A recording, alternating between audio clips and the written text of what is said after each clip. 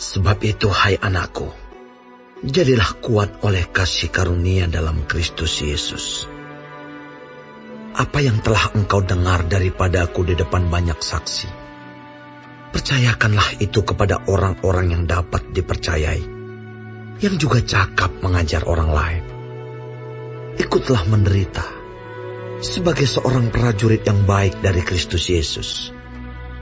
Seorang prajurit yang sedang berjuang tidak memusingkan dirinya dengan soal-soal penghidupannya, supaya dengan demikian ia berkenan kepada komandannya. Seorang olahragawan hanya dapat memperoleh mahkota sebagai juara apabila ia bertanding menurut peraturan-peraturan olahraga. Seorang petani yang bekerja keras haruslah yang pertama menikmati hasil usahanya. Perhatikanlah apa yang kukatakan. Tuhan akan memberi kepadamu pengertian dalam segala sesuatu.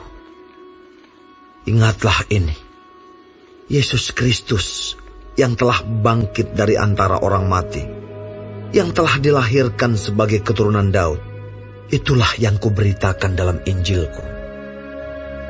Karena pemberitaan Injil inilah aku menderita, malah dibelenggu seperti seorang penjahat. Tetapi firman Allah tidak terbelenggu.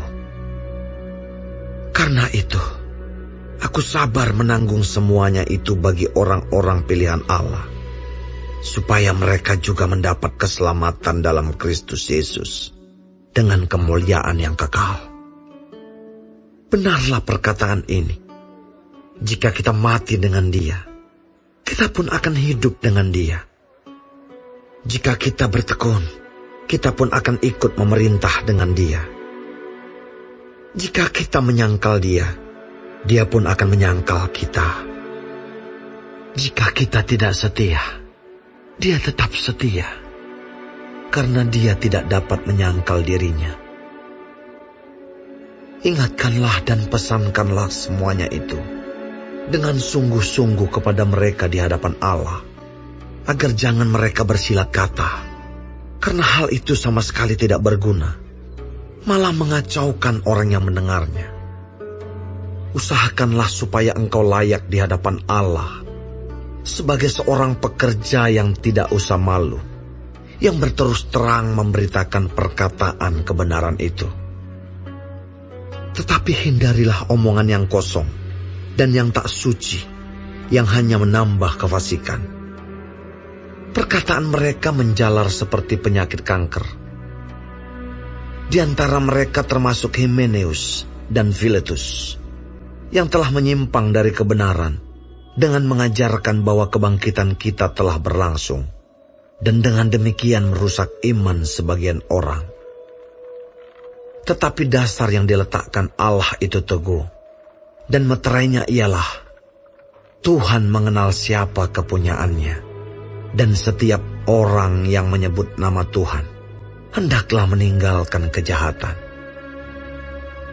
Dalam rumah yang besar bukan hanya terdapat perabot dari emas dan perak, melainkan juga dari kayu dan tanah. Yang pertama dipakai untuk maksud yang mulia, dan yang terakhir untuk maksud yang kurang mulia. Jika seorang menyucikan dirinya dari hal-hal yang jahat, ia akan menjadi perabot rumah untuk maksud yang mulia. Ia dikuduskan, dipandang layak untuk dipakai tuannya, dan disediakan untuk setiap pekerjaan yang mulia. Sebab itu, jauhilah nafsu orang muda, kejarlah keadilan, kesetiaan, kasih, dan damai bersama-sama dengan mereka yang berseru kepada Tuhan dengan hati yang murni. Hindarilah soal-soal yang dicari-cari, yang bodoh dan tidak layak. Engkau tahu bahwa soal-soal itu menimbulkan pertengkaran. Sedangkan seorang hamba Tuhan tidak boleh bertengkar, tetapi harus ramah terhadap semua orang. Ia harus cakap mengajar, sabar, dan dengan lemah lembut dapat menuntun orang yang suka melawan. Sebab mungkin Tuhan memberikan kesempatan kepada mereka untuk bertobat. dan memimpin mereka sehingga mereka mengenal kebenaran. Dan dengan demikian, mereka menjadi sadar kembali karena terlepas dari jerat iblis yang telah mengikat mereka pada kehendaknya.